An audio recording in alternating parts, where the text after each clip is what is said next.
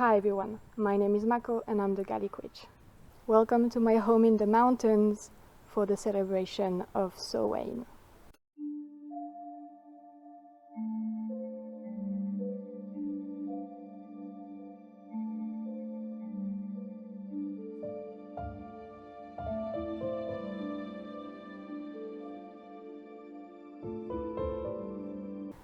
The intro was a bit of a misnomer. I don't actually celebrate Samhain, at least not in the Irish-Scottish tradition.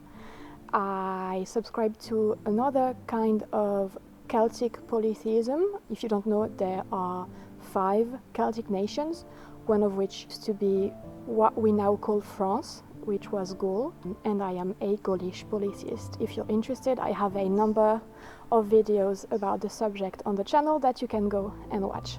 During the last few days of October, I celebrate the 3 Nights of Samonios. If you've never heard these words before, I'm not surprised.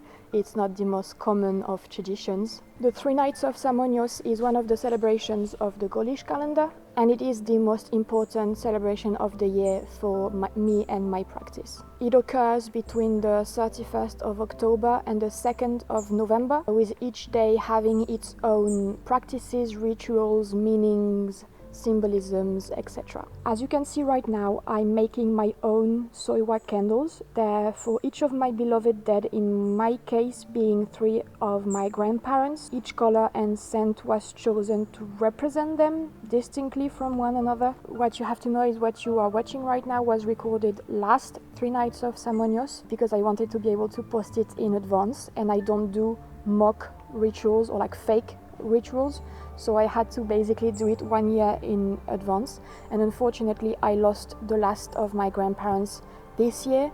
So for this year's 3 Nights of Samonios, I'm gonna have 4 candles. Light is very important for this celebration, as you'll see later in the video. The 3 nights do share things in common with Samhain. It is in part a celebration of the dead, of the underworld. It's a renewal of the cycle that marks this date as a new year.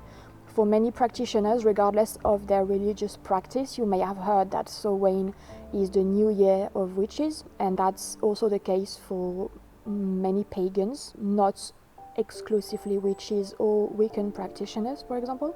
October 31st in the 3 Nights of Samonios is essentially Samhain. It's the day to set up the altar for the beloved dead and for the gods. The dead are called back to the land of the living for the duration of the 3 nights, and it's my responsibility to care for them during this time. It begins as soon as the first ritual begins. Gaulish polytheists in majority believe in reincarnation, which was also a belief of the Gaulish people. And this is also a time to pray to the gods for them to grant reincarnation to the dead. I don't know if you know much about Gaulish cosmology, which I kind of doubt, but it's sort of similar to the Greek, as in there is an overworld and an underworld, and the underworld doesn't have any bad connotations like in Christianity, for example.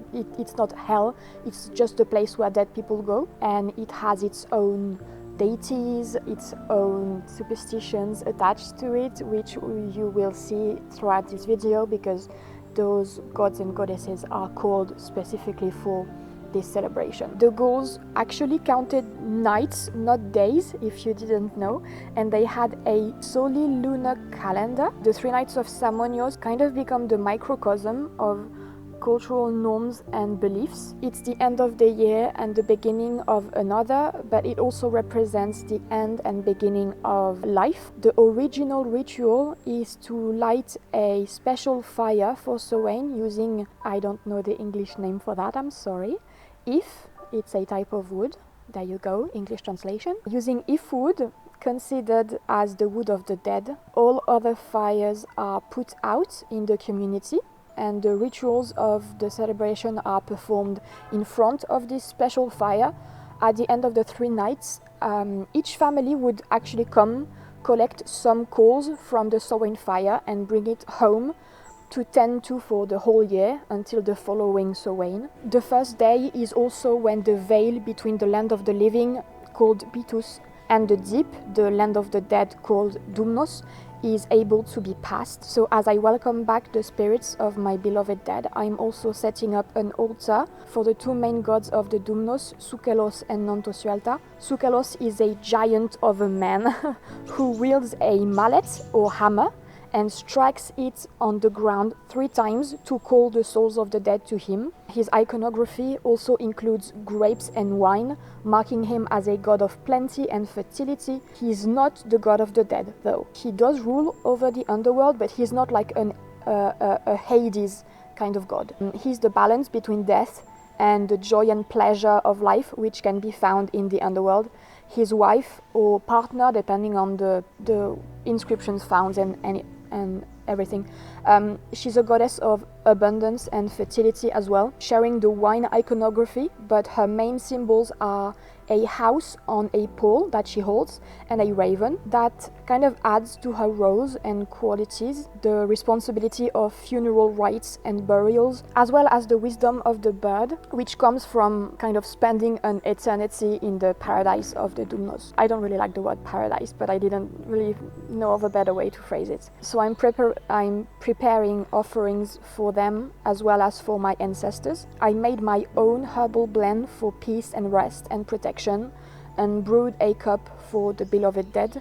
For Sukelos and Nantosualta, a cup of a violet liquor that I make every year, forage from the mountain, a cup of lavender mother tincture that I make as well, and then a piece of candied confit mandarin. I don't know if you've ever heard of this. It's an outrageously expensive treat. I maybe get to eat twice per decade or something, and I happen to have bought a couple slices. I lit all the candles as a substitute for the Samhain fire, and then I called upon the gods to send my loved ones back to me through the veil for the 3 nights. Then I set up an entire altar just for them using the candles I had made. I added bones and fangs I collected on the farm and in the mountains. Oak, obviously, since it's the quintessential tree associated with Gaulish culture.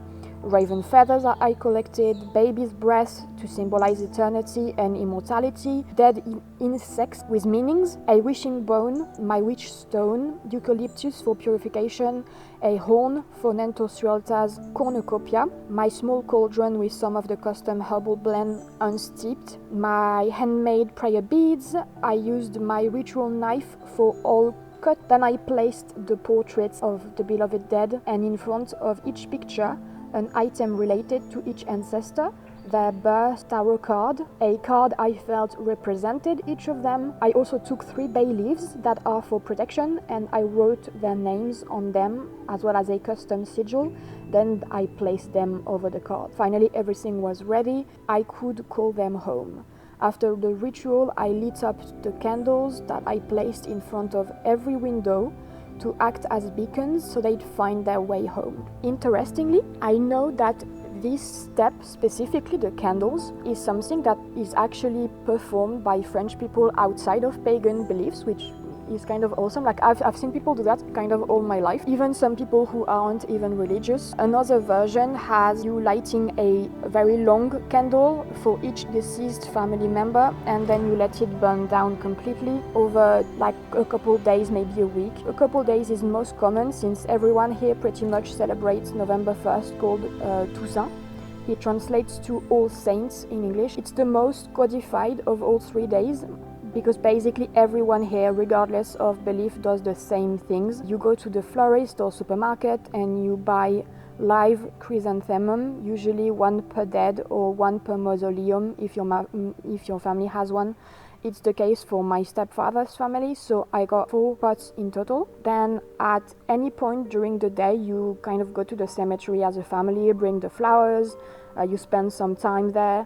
The cemetery in my village is quite large, and it becomes filled with flowers and freshly cleaned graves, which is always beautiful to see. I went to plant some of the pots in our ceremonial garden where all the dead pets are buried and where we scattered the ashes of our family members. Then I went home, and the last ritual for the day simply involves adding a plate and cutlery at the supper table for every beloved dead, and sort of acting like they're eating with you, or at least talk about them and share good memories as a family about the dead around the table. I've seen that done differently, but usually each plate gets a small portion of food that we then return to the earth. Some people eat it, some people just don't put any food on the plate, just have the plates out, and then you like kind of pour a generous amount of their drink of choice, or like any alcoholic drink. Toussaint is the least ritual heavy of the 3 days, because it's kind of a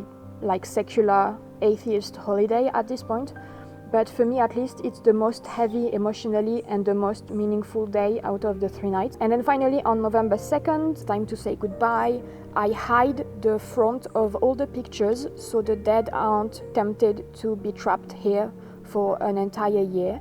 The veil will close that night and they need to return to the Doomnos, so I do another simple ritual of thanks and farewell and give another offering to Sukalos and Nantosialta, as well as give thanks to Kernunos, as he is, among other things, the gatekeeper of the veil, and he brings on messages to the dead and the gods. Then I blow out the window candles, and then I make a small spell jar to begin this new magical year under good auspices, usually using ashes from the rituals, since I don't have like a Samhain fire. With everything settled, the 3 nights of Samonios come to a close, and with them the end of another year.